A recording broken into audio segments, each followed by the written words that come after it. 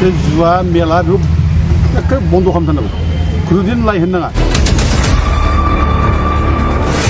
मोनसे टाइमाव बर'फ्रा बिराद माने खर्मजगि बिराद खामानि मावग्रा होननानै नाम दंमोन दिनैथ' गैलिया दिनै खुनु खामानि बर'फोरखौ मावनाय नुलिया दुब्लिफ्रा दिनै लांदां जाजोब्बाय रावबो मावलिया आरो सोरबा जुदि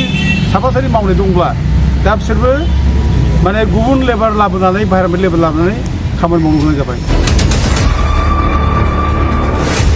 दा बेबायदि अबस्था जुदि सोलियोब्ला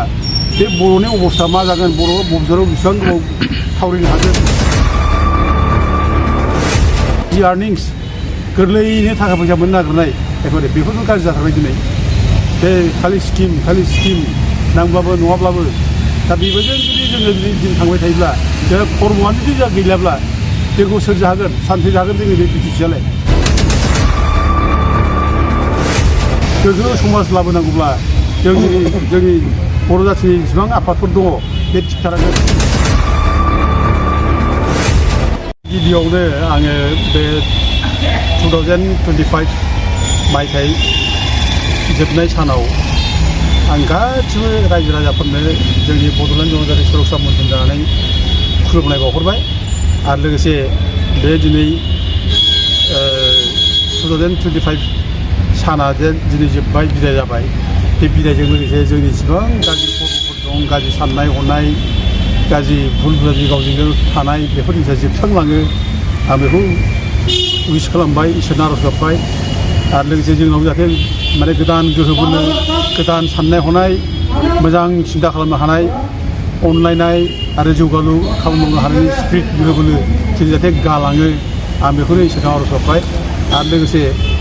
गाबोननिफ्राय जायनाखि गोदान बोसोर जागोन 2026नि बे 2026नि गोदान बोसोराव जाहाथे बयबो बर' फिसानोनो बयनिबो गोहो हरो जाहाथे गोथार आखु गोथार गोसो मोजां खामानि मावनो हानाय सक्ति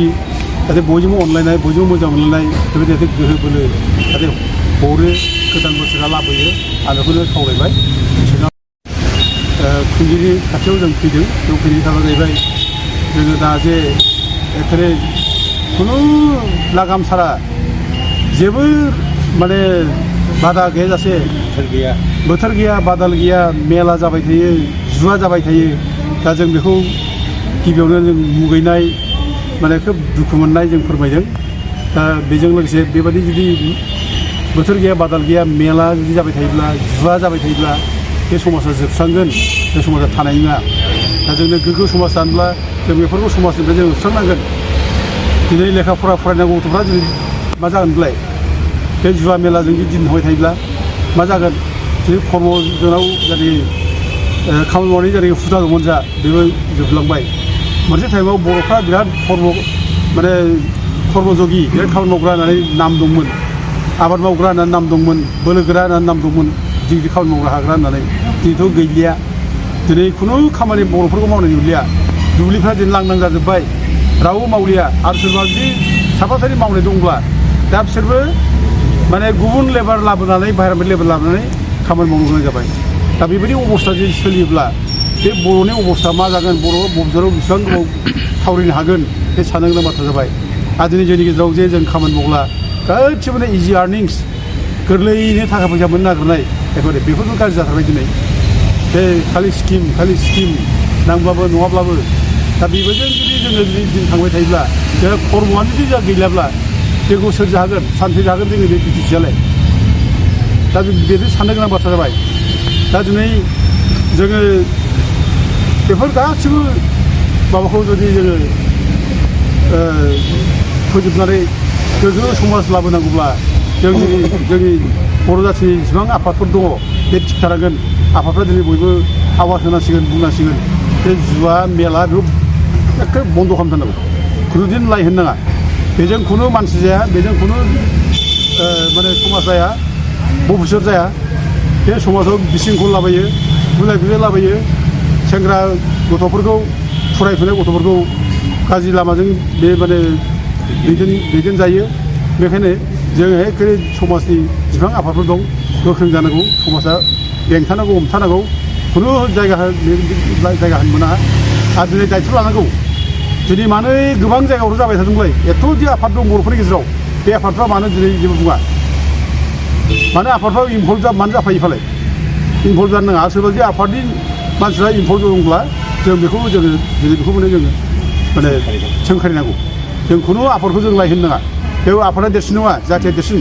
जाथिनि अबस्था गाज्रि जालांगासिनो दं जाथिखौ जों मोजां बानायनांगौब्ला जाथिया गोजौ समाज जानांगौब्ला बेफोर जिनिसा जोंनिफ्राय थाबनांगोन बड'फा उपेन्द्रनाथ ब्रह्मआ जौ जुवा मेला फुजा बिनि बेरेखाबो आवाज होबोदों बै समनिफ्रायनो दा दासिमबो जुदि जोङो बे जौ जुवा मेलाजों गफबनानै थायोब्ला जों सेस जागोन बेनिखायनो जों दिनै डिस्ट्रिक्ट जायनाखि खुंगिरि क'क्राझाराव जों फैनानै मेमन फैबाय आरो बेल' नङा जोङो मैयाबो जोङो गासिबो बिटिसिनि जिल्ला बेंगिरिफोरनो जोङो माबानानै जों मोनसे माने पेपारावबो जों हरदों गिदिर गिदिर पेपाराव होदों बेसेबां गोलाव होदों पेपारावबो गासिबो जाहाथे बिटिसिनि जिल्ला बेंगिरिफ्रा जाहाथे खुनु मेलाखौ लाय होआ खुनु पारमिसन होआ आरो सोरबा जुदि खालामदोंब्ला बेखौ जाहाथे लिगेल एक्सन लायो आयेननि दारै जाहाथे बिसोरनि सायाव साजा होयो आयेना बेबस्था लायो जों बेखौ दिनै डिसिनि माने सिगाङाव बुंबाय आरो लोगोसे पेपाराव जों लिरदों नै DSM urges district admins to stop permitting melas and gas gambling दा जों बेखौ पेपारावबो होनाय जाबाय गासिबो जिल्लानि माने डिसिफ्रा जाहाथे कन्ट्रल खालामो पुलिसफ्रा कन्ट्रल खालामो जों बेखौ अनुर'ध खालामबाय आरो बे मेमन नामखौ जों प्रत्येक माने बिटिसि डिसिफोरनो जों होनाय जागोन एसपिफोरनो होनाय जागोन आरो लोगोसे जों खावलायनो लुबैदों दा दिनै जायनाखि बिटिसि खुंगिरि बिथांमोनहाबो जाहाथे माने नोजोर होयो जाहाथे बेखौ बन्द' खालामनायाव जाहाथे बिथांमोनहाबो जिल्ला खुंगिरिखौ बुंनो हायो दा बे ल' एन्ड अर्डारा बिटिसिनि आखायाव गैयाब्लाबो डिसिनि आखायाव दंब्लाबो खिन्थु बेफोरनो जोंखौ माने माबा खालामो समाजाव गुलाय गुजाय खालामो जोंखौ बदनाम खालामो दा गथे दिनै बिटिसिआबो दायथ' लानांगौ आरो बिटिसिआ जथेस्थ' दा बदनाम मोनगासिनो दङ बे बिटिसिआ गोदान सरकार फैनाय लोगो लोगोनो फुजा मेलाया जाफिनबाय होननानै मोनसे बदनाम मोनगासिनो दं दा गथिखे जौ जुवाया जाफिनबाय बे बदनाम मोनगासिनो दं दा गथिखे आं खावलायो दानि बिटिसिनि जायनाखि खुंगिरि मानबिथा हाग्रामा महिलारि बिथाङा जाहाथे स्ट्रिक्ट जायो आरो बेनि सायाव जाहाथे एक्सन लायो खुनु मेला जुवा जानो मोना बेखौ जाहाथे बिथांमोनबो माने अर्डार होयो डिसिफोरखौ माने लिरना हरो आं बेखौनो बिटिसि अथ'रिटिखौ खावलायनाय जाबाय खुनु जायगायावनो मेला जुवा जानो होआ जों जाहाथे बादा होयो आं बयबो रायजो राजाफोरखौ खावलायहरबाय आरो आफादफोरखौ बयखौबो नांफानो थाखाय आङो खावलायहरनाय जाबाय